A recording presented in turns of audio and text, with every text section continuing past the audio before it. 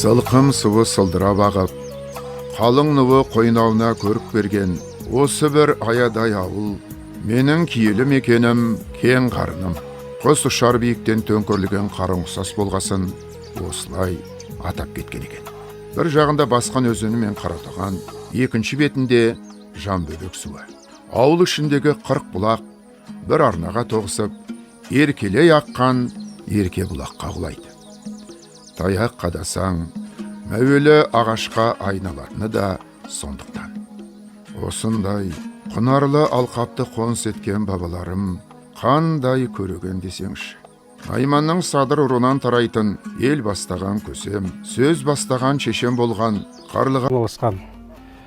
Бұл жерде үлкен тарихи орын, өйткені қазақтың соңғы ханы, қазақтың ұлы ханы Кенесары осы жерде 6 ай бойы жатқан, бірнеше қосынымен келіп жатқан.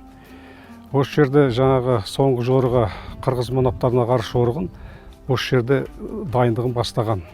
Сол дайындығын бастаған кезде біздің ата-бабаларымыз Қарлығаш, сол Қарлығаштар Кенесары ханға жаңағы ат абзалдерін, жаңағы тамақ азық-түлікпен барлығын қамтамасыз етіп отырған. Содан соңғы жорығына осы жерден аттанған ол кісі. Сондықтан бұл жер өте тарихқа бай жер. Кейінгі жылдары бұл жерден мынау құйма алтынның сынықтары, соның кейін жаңағы қылыштың сынықтары, сол сияқты көптеген мына жәдігер заттар табылған бұл жерден. Бойынша 3 дүркін чемпионы атағын алған, спорт шеберлігіне кандидат. Қазақ деген азат елдің көк байрағын биікте желбіретіп жүрген, алтыннан алқа тағынған жас ұрпақ. Бұлар қанатының астына қаймана елді жинаған, Қарлығаш бидің 5 ғасыр бұрын аңсаған арманы. Кешегі ізінен аңыз ерген абыз ақсақалдар Әбеш ақын, Мұқыш, Ақан, Мұхаметбай, Жұмабек, Қабдолда, Рамазан. Өз заманның қайраткері болған Қыдырма, Батырбек, Ескермес, Елкен, Жұмағабыл, Дадамбек, Зақан, Омар аталар.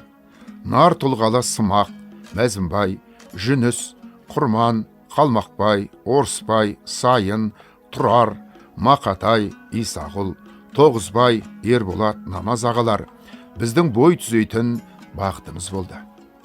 Есімдерін ерекше атап өтетін ауылдың қазына қариялары, даналықтың дариялар қаншама. Кендебай, Алпысбай, Сейдақ, Салих, Төкен, Табыс, Мәлік, Амангелді, Бармақ, Жабықбай, Нұрмолда, Дәулетбақ, Дәуренбек, Қабдолда, Тезекбай, Жеңіс, Тұрар, Айтмұрат, Кісетай, Шегеубек, Бимолда, Сайлау, Балғабай, Рахат, Төлеу, Айтбай, Саудқали, Төлеген, Әбдірахман, Есімжан, Сәлім, темірден түйін түйген шебер Мұратбек сынды қаранардай ағаларай. Аядай ауылымыздың аналары қандай шіркін. Жұрт Бөжей апа атап кеткен Мөржан апамызбен Бәти Тұрғанбаева, Бибісара, Жамал, Қатипа, Нұрғаным, Үміт апаларымызды айтпасқа болмас. Бұл тізімді толасы жалғастыра беруге болады. Себебі олар кеңғарының көркею мен дамуына өз үлестерін өлшеусіз қосты. Бүгінгі таңда осындай асылдардың сынығы еліміздің барлық аймақтарында бабалар салған сара жолмен ғибратты ғұмыр кешуде. Олар қай өңірде жүрсе де, қандай салада қызмет етсе де, өз туған жеріне ту тігіп, бір кәдесіне жарауға талпынады. Кеңғарын ауылы осы берекелі ауыл. Осы ауылда ешкім ешқай жаққа кеткен жоқ, бәрі осы жерде тұрады. Әкеміздің қолдауымен бауырларымыз бәріміз бірігіп осы ауылға қызмет ету үшін осы диірменді аштық. Ауылға осы диірмен қызмет етіп жатыр. Осы ауылдың азаматтарының өзінің еңбектерінің арқасында осы диірмен ашылып, сол ұн тартқызып, бидайларын әкеп, осылай ауылға қызмет етіп жатырмыз. 90 жылдардың басында еліміз тәуелсіздік алды. Бабаларымыз ғасырлап аңсаған еркіндікке қол жеткіздік. Алайда деген батырдың қобызы болған екен. Ол кісі бәйгеге қосқан екен. Бәйгеге қосқанда қобызы келмей, аттар келе жатқанда жаңбыр құрап, «Ей, менің қобызыма кім қастан жасады» дегенде қобыз бір дәу тораңғыны жұлып аттан бұрын келген екен. Содан о кісінің ұрпақтары Қарабатыр деген кісі ұстаған екен. Содан соғыс болып неғанда Қарабатыр арғы бетке кеткенде Ебемде қалған екен, Елубай деген кісі де. Қазір сол ұрпағында Гүлнар деген қызда тұрады о қобыз. Ел арасында аңыз көп, ал аңыз ақиқатқа сүйенеді. Осы тарихи шежіренің бәрі Қарлығаш бабамыздың 450 жылдығына орай ұйымдастырылған туған жерге туыңдеттік атты іс-шараның аясында кітапқа еніп, жас ұрпаққа аманат боп қалуда. Еуразияның кіндігінде ұлан ғайыр атырапты жайлаған қазақ елінің о шеті мен бұ шетінен жолға беріңдер, бақытты болыңдар, ұлғая берсін, бақытты жан бола берсін. Істеген нелері құтты болсын, қабыл болсын. Ал енді балалар тойды айбатлап өткізе беріңдер. Бақытты болыңдар. Кеңғар маңындағы мына көгал бүгін ат тұяғының дүбіріне, көкпаршылардың қиқуына куә болуда. Толпар мінсе, делебесі қозатын ауыл жастарының жанарынан өршіл рухта қазақтың жүрегіндегі от жарқылдайтындай. Ат үстінде күн кешіп, ел қорғаған бабалардың жұрнағы қойылар деп, кеудеңді мақтаныш кернейді. Қарлығаш бабамыздың ұрпағы өсіп өнген екен ау деп тәубаңа келесің. Мінекей, аталарымыз армандап, әкелеріміз таба алмай кеткен Қарлығаш баба зираты. Көкжайдақтың төрінде, ағындақ судың жағасында, Байтоғым қыстағында дүниеге келіп, осы жерде мәңгілік тыныс тапқан Қарлығаш бидің рухына тағзым етіп келген ұрпақтарының мақсаты бір. 4,5 ғасыр бұрын 4 құбыласының теңдігін, қанат құшағының кеңдігін көрсетіп, тарихта аты қалған Қарлығаш бабаның есімін, ерлігін, ел үшін еткен еңбегін ұлықтау. Патша кезінде қарта сызылған екен, бүткіл қазақ елінің билікте отырған атағы бар батырлардың, билердің, бейіттермен патша кезінде қартаға түсірген екен. Сол қарта бойынша осы атамыздың жатқан жерін анықтадық. Бұл кісі үлкен бил болған екен. Бүгін ұлы той. Міне, бабалар рухына тағзым етіп келген ұрпақтары көш керуенін киелі Кеңғарынға бұрды. Маған медет жаннат мекен сен барың, туылыпты бұл өлкеде ең дарын. 450 жыл толғанда бабама ұлан асыр той жасады. Қарлығаш бабамыздың 450 жылдығына арналған ұлы тойға атсалысқан Кеңғарын ауылымыздың тұрғындарына алғыстан басқа айтарымыз жоқ.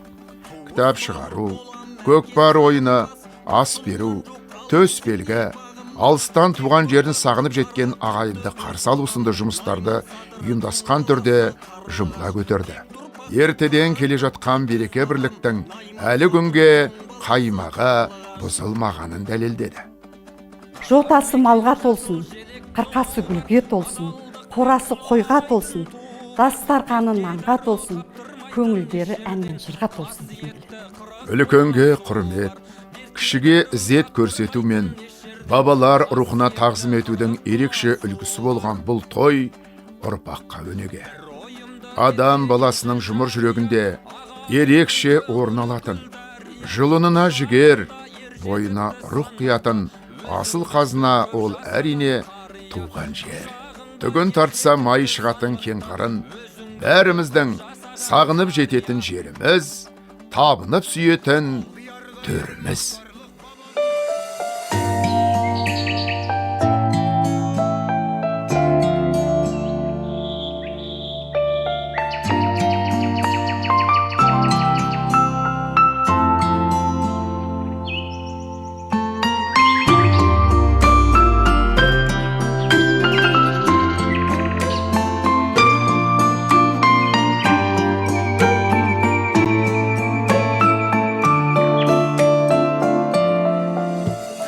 Туған жер қымбат маған топырағым,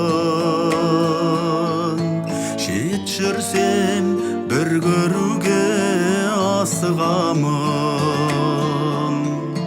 Алтынден бал бұлағың бір қалама, бәйшешек гүл құлпырған атырабын. Кең қараң киел өлкем атынғандай, көркіңнен жұмар жан шашылғандай, көргенде бір тамаша күйгенесің,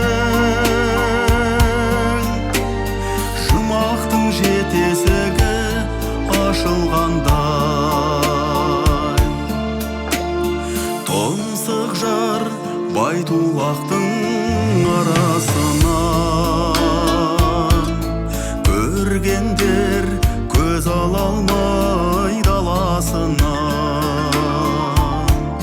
Сен дөскен әрбір адам кем көрмейді,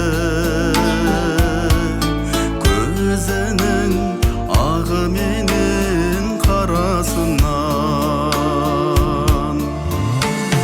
Кең қарам киел өлкем атынғандай,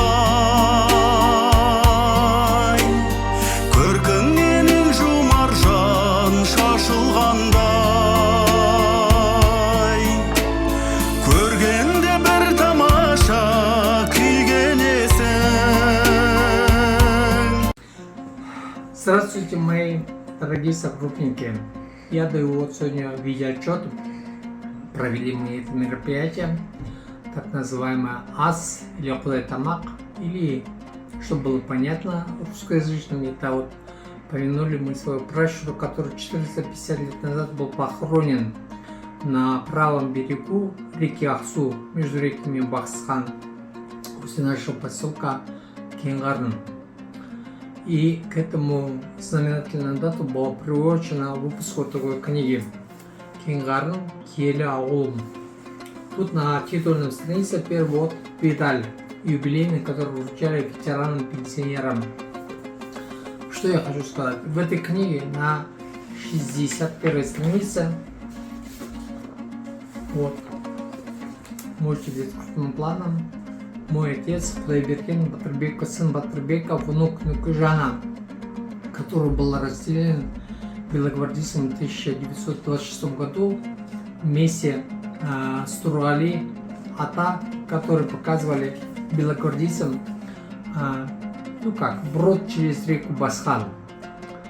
Ну это отдельная история, я как-нибудь попозже расскажу. Мероприятие прошло на ура. Правда, 450 человек с казахстанцев всего мира были приглашены. Ну, естественно, не все могли приехать, так как это пятница, не суббота, воскресенье, рабочий день. Но человек, наверное, 300-350 точно было. Большой зал, я даже ресторан не знаю, то ли Джеруёк он называется. Это бывшее в советское время кинотеатр «Спутник». Самой максимальной вместимостью, ну, гостей, так скажем. Ну чё, и, конечно, я уже немножко устал. Приеду, возможно, не через 3, 5, 10. Пока я здесь. Спасибо большое за внимание. Ваш Шрайбекус Радбек. Спасибо, до свидания.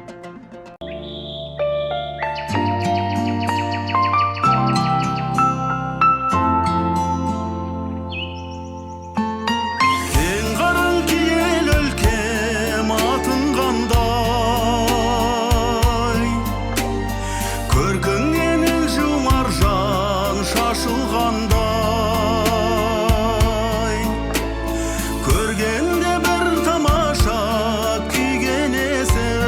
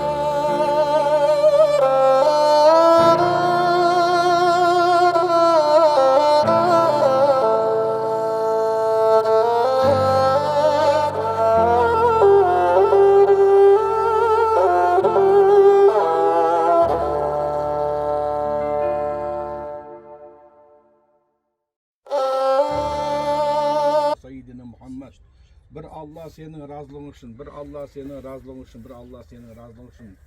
Алла тағаланы жолына берген шегімізді Алла тағала қабыл ете көр. Ұлы аталарымыздың алхамдура бұны кешегі алхамда Батырбек, Қадырбек аталарымыз, Батырбек баласы Құдайберген атамыздың, және алхамда Қожабек қызы Сейдахмет қызы Батырбек келіні Тыныштық апамыздың, және алхамда осы тілездің парзанты алхамда Құдайберген баласы Жанатбек бауырларымыздың Алла имандарын саламат етіп, толық Құран хатымызды Алла қабыл ете көр. Артында ұрпақтарына, немерелеріне, шөберелеріне Алла өздерінің қасиетін берсін, алхамдулилlah бұл аламин. Бүгінгі арнайы бератқан шегімізді Алла тағала қабыл ете көр. Келген қонақтарымыздың әрбір қадамына Алла тағаланың сауабын жасын. Алла тағала асымыз өте сәтті өтіп, келген қонақтарымызда риза болып, Алла тілек ниеттерімізді Алла қабыл ете берсін. Аллаху акбар. أعوذ بالله من الشيطان الرجيم بسم الله الرحمن الرحيم تبارك الذي بيده الملك وهو على كل شيء قدير الذي خلق الموت والحياة ليبلوكم أيكم أحسن عملا وهو العزيز الغفور الذي خلق سبع سماوات طباقا ما ترى في خلق الرحمن من تفاوت فارجع البصر هل ترى من فطور ثم ارجع البصر كرتين ينقلب إليك البصر خاسئا وهو بصير ولقد زينا السماء الدنيا بما صبيغ وجعلناها رجوما للشياطين وأعتدنا لهم عذاب صغير وللذين كفروا بالرب مضاب جهنم وبئس المصير إذا ألقوا فيها سمعوا لها شيخا وهي تفور تكاد تميز من الغيظ كلما ألقي فيها فوج سألهم خزنتها ألم يأتيكم نذير قالوا بلى قد جاءنا نذير فكذبنا وقلنا ما نزل الله من شيء أنتم إلا في ضلال كبير وقالوا لو كنا نسمع نخيل ما كنا في أصحاب الصغير فأصحاب الصغير إن الذين يغشون ربهم بالغيب لهم مغفرة وأجر كبير وأسير قولا جروي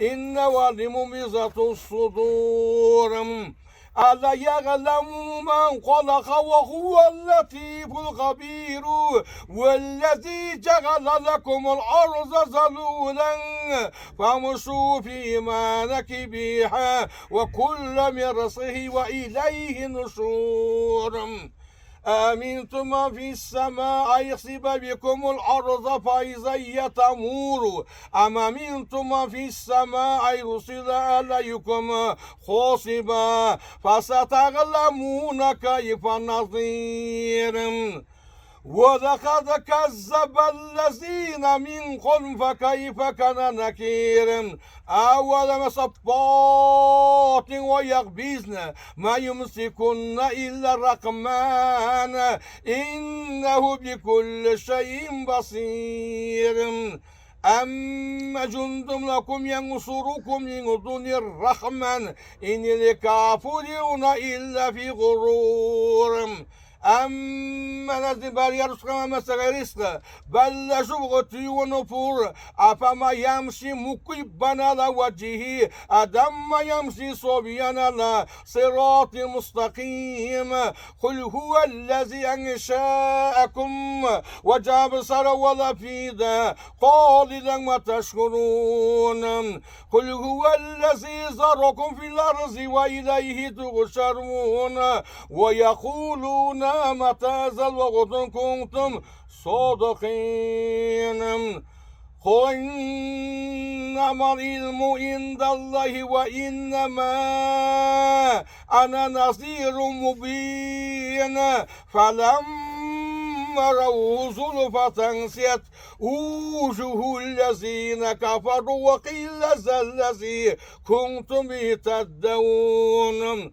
قل أرأيتم إن أهلكني الله ومن معي رقيما فما يجير الكافرين من عذاب أليم قل هو الرحمن ومن به وعليه توكلنا فستعلمون من هو بضلال مبين قل أرأيتم أسفمه غورا فما يأتيكم بماء معين الله ربنا رب العالمين سبحان ربك رب العزة عما يصفون وسلامون على المرسلين والحمد لله رب العالمين بسم الله الرحمن الرحيم بسم الله الرحمن الرحيم بسم الله الرحمن الرحيم Allahu Ekber, Allahu Ekber, La ilahe illallah ve Allahu Ekber, Allahu Ekber ve lillahil hamd.